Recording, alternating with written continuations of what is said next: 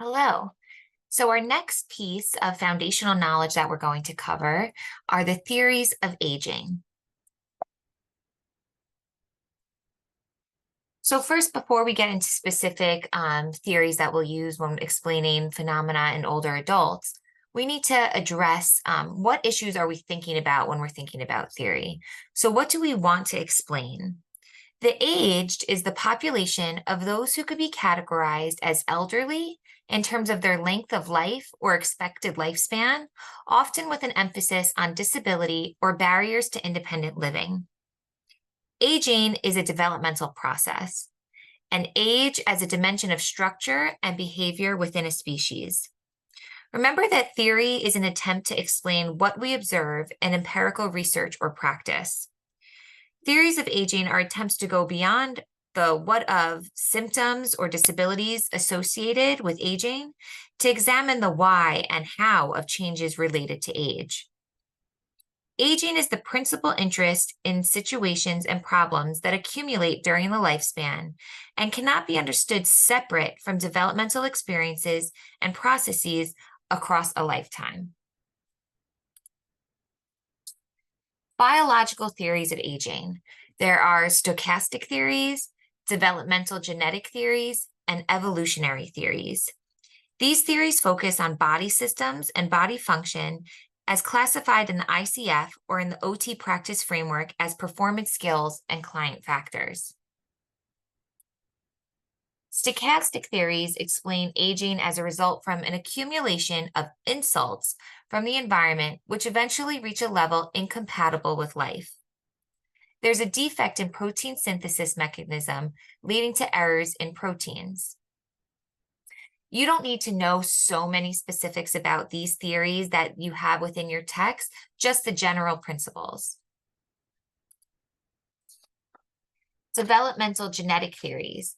These propose that the process of aging is continuous with and probably operating through the same mechanisms as development and hence is genetically controlled. Evolutionary theories attempt to explain the origin of aging as well as the divergence of species lifespan. Neuropsychological theories of aging. Theories of typical age-related change are based on the principle that neural structures and related abilities laid down last should be the most vulnerable to the process of aging. Theories of neurodegenerative change are age-linked neuropathological changes of the brain that produce observable degenerative defects in cognitive functioning. Psychological theories of aging. There's lifespan development, selective optimization with compensation, socio-emotional selectivity, cognition in aging, and personality in aging. And we'll go through each one of these and their main constructs. Lifespan development is the belief that the theory that the second half of life is characterized by significant individual differentiation, multi-directionality, and intra-individual plasticity.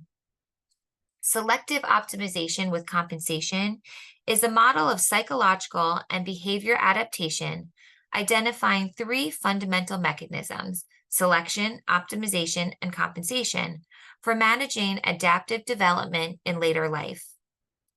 Socio-emotional selectivity describes the individual choices in interaction based on self-interest, needs for emotional closeness that leads to selective interactions. Cognition and aging. This is thinking about the distal determinants, the factors that affect cognition reside outside the individual, for example, in the social and cultural environment.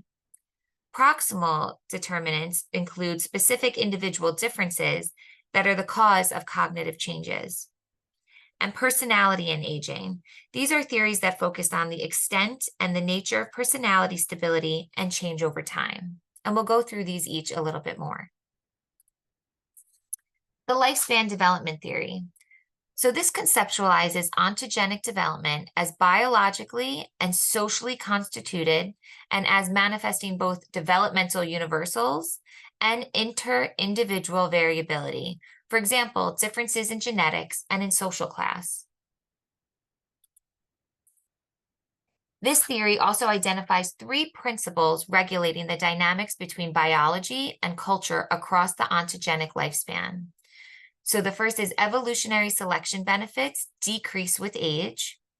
The need for culture increases with age, and the efficacy of culture decreases. Selective optimization with compensation.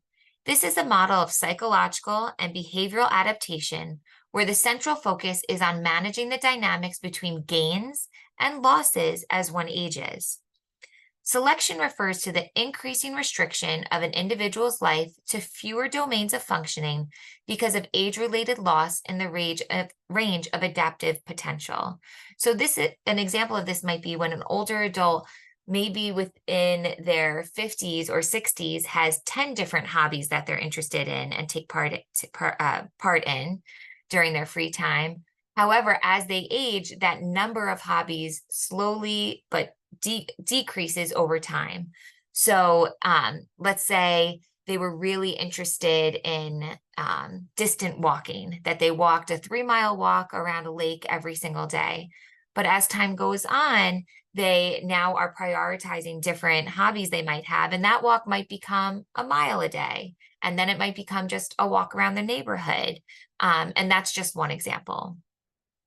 Optimization reflects the idea that people engage in behaviors that augment or enrich their general reserves and maximize their chosen life courses. And compensation results from restriction of the range of adaptive potential and becomes operative when specific behavioral capacities are lost or reduced. Socio-emotional selectivity theory. So this combines insights from developmental psychology, particularly the theory we were just speaking about, the selective optimization with compensation model. Through mechanisms of social emotional selectivity, individuals reduce interactions with some people as they age and increase emotional closeness with significant others. So this is meaning that there are less in quantity about the amount of people that are in their life, but the quality of their relationships with different people are much stronger and significant. Chosen interactions reflect the levels of reward these exchanges of emotional support achieve. Cognition and aging, personality and aging. So the primary phenomenon to be explained by a theory of cognition is the age-related decline in fluid cognitive performance. I really want to stress that word of fluid. So someone might be able to remember things, but can they remember things in the moment when they need that information, just as it sounds, fluidly, to allow them to keep performing a task? Can they problem solve in the moment? Maybe they go to get their medication and their medication has run out. Can they fluidly move to the next step of calling the pharmacy to get a refill for their prescription? Or is there hesitation or panic or anxiety around that task? Personality theories focus on the extent and nature of personality stability and change over the lifespan. So there are developmental explanations and also trait explanations. Client-centered approaches with older adults. These you have already learned about, these types of theories, right? The systems theory of motor control. This is believed that motor movement can only be understood as an interaction of internal and external forces acting on the body. We can't look at things in isolation, right? We need to look at the entire system, what's happening within the person, what's happening within their physical environment, their cultural environment, their social environment, their virtual environment, all to understand their functioning and their ability to have motor control within their environment. And the model of human occupation, MOHO. This is occupational participation or engagement in work, leisure, or activities of daily living, comprises three interrelated components: volition, habituation, and performance capacity. So using the MOHO mindset, therapists must enable clients to choose and engage in therapy activities that they find interesting, they feel capable of doing, right? That's called personal causation, and believe is of value to the self or to others. So I want you to think as a class, what is habituation? It's the process by which an occupation is organized into patterns and routines. So why is this important? This is how we get clients to generalize and incorporate the therapeutic strategies into their daily life. Remember, theory does guide practice. Theory is developed to explain phenomena, but also to guide our interventions.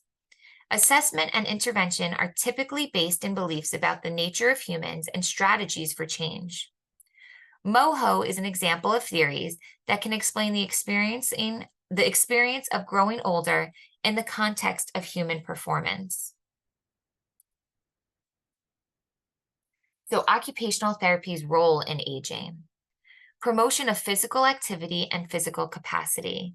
And I want to stress here, because this is sometimes where the line gets blurred between OT and physical therapy, that we are not just giving individuals exercises and that being our full therapy session for the day, right? That is not our role on the interdisciplinary team. However, that doesn't mean we can't do exercise. We can incorporate exercises that are going to enable someone to improve their functioning. So if you're doing an endurance exercise, how does that relate to that person's ability to, for example, stand at the sink while performing brushing their teeth for 10 minutes? Or how does strengthening their arms help them perform a stand pivot transfer to push themselves out of their wheelchair to stand up, then pivot and sit down on their bed and have that control? Enabling participation in social roles, habits, and routines we know is a vital role of occupational therapy. You learn that in your foundational courses within your first year. Applications of strategies to help maintain physical and cognitive function. AOTA has identified productive aging as a key practice area in the 21st century. This is an excerpt from AJOT in 2020, Occupational Therapy and the Promotion of Health and Well-Being. Health promotion is the process of enabling people to increase control and improve their health. So remember I said in a previous video recording how we're not just thinking of older adults as frail, sick older adults living only in nursing homes, right? We're also thinking of the well elderly, the people that we want to make sure that they maintain their functioning over time. Or if they do experience a bump in the road, how can they regain their previous level of function? The essence of occupational therapy is the belief that active engagement in an occupation promotes, facilitates, supports, and maintains health and participation. Health management is an important occupation for clients within the domain of OT. Health promotion and prevention are identified as occupational therapy intervention approaches, and prevention, health and wellness, quality of life, participation, well-being, and occupational justice are potential outcomes of occupational therapy services. So when you're thinking about what can my goals be for an older adult? How can I prioritize those goals? Go to this list and think about, well, what is our role with working with this population of people? The AOTA official document continued. So we're also thinking about prevention or reduction in incidence of illness or disease, accidents, and injuries. So this is where our role in environmental modifications comes about. Promotion of positive mental health through competence enhancement strategies. So again, environmental supports that we may put in place. Mitigation of mental illness through risk reduction strategies, so ensuring that individuals are partaking in healthy habits. Reduction of health disparities among racial and ethnic minority groups and underserved populations. Enhancement of mental health, resilience, and quality of life. So thinking about culturally relevant occupational engagement. I know you all attended the Older Adult Poster Forum last year, which was such a great experience, and I'm glad that you got to be there for it. There were so many examples of groups who ensured that their group topics were not only important for older adults, but were culturally relevant to that specific population of people that they were serving at their specific sites. Many of them are now going to present at AOTA conference because this is So important for other OTs to see. And it's something that we've always known we should be doing, but I'm not sure that really all OTs are ensuring culturally relevant occupational engagement. Prevention of secondary conditions and improvement in health with chronic conditions or disabilities and their caregivers. Promotion of healthy living practices, social participation, occupational justice, and health communities. So thinking of inclusive community programming. And we'll talk more about this when we cover policies. So just some basic principles of rehab for older adults. We always want to be client-centered, right? That goes for anything that we're doing as OTs, but this is just to remind you of that. Including caregivers and family members, as long as the client is comfortable with it, is a great way to make sure that your practice as an OT is holistic and that there will be good carryover. Using the team approach, right? Accessing everyone on the interdisciplinary team to ensure a cohesive treatment plan. Addressing primary impairments, activity, and participation limitations. Preventing secondary impairments, addressing health promotion and wellness, optimizing functional independence, considering inter-client variability, consider how personal and environmental factors may influence outcomes, and our goals are meaningful, individualized, collaborative, clearly communicated, realistic, and measurable. So when you're thinking about what would be an appropriate intervention for an older adult, come back to this list. When I was working as a full-time OT at Burke Rehab Hospital, I can explicitly remember I had a Fieldwork 2 student with me, and one of her questions was, I just don't understand how you can relate to older adults. How do you know where to start? How do you know what they're interested in? How do you make sure that your treatment is meaningful to them? And I brought her to this type of list and I said, you need to think about what is our goal here? What are we trying to do? What is this person's goal? How are they trying to get back to where they were before you met them? All therapists experience feeling stuck or stumped at times with different clients. Using a list like this can remind you what the basic principles are and can be extremely helpful. The World Health Organization. So their goals are to provide a scientific basis for understanding and studying health and health-related states, issues, outcomes, and determinants. It establishes a common international language for describing health and health-related states in order to improve communication among different users, such as healthcare professionals, researchers, health policymakers and managers, and the public. It allows for comparison of data across countries, healthcare disciplines, and health services and sectors. And it provides a systematic coding scheme for health information systems. I mentioned this earlier, but the ICF domain. So thinking about body function, the physiological functions of body systems and psychological functions, and body structures, the anatomical parts of the body, such as organs, limbs, and their components, right? You learned all about this within your first year and throughout this summer in relation to other populations or in general. Abnormalities of function, as well as abnormalities of structure, are referred to as impairments. Activity and participation. So activity is the execution of a task or action by an individual and represents the individual perspective on functioning. Participation refers to the involvement of an individual in a life situation and represents the societal perspective of functioning. Difficulties at an activity level are referred to as activity limitations, and problems an individual may experience in his or her involvement in life situations are denoted as participation restrictions. This language is important for your communication amongst other OTs, other professionals outside of OT, with clients, and also within your documentation. This is an example of how you can dissect out a case and prioritize clients' needs. This is one of the key skills I've learned from my mentors, is really how to prioritize what to work on first with a client. So on the next slide, here's an example of what would fall within those areas in thinking about active, healthy aging. So I want you to review this and think about how you might think about your case study that you're going to be looking at and looking at these different areas of priority. Healthy People 2030. So the objectives for older adults. The aim is to promote collaborative efforts of individuals, institutions, and organizations to improve and sustain health for all Americans and address community health needs. Nearly half of leading health indicators relate to either lifestyle behavioral factors or social determinants of health. It's a call to action and a population health blueprint for the next 10 years.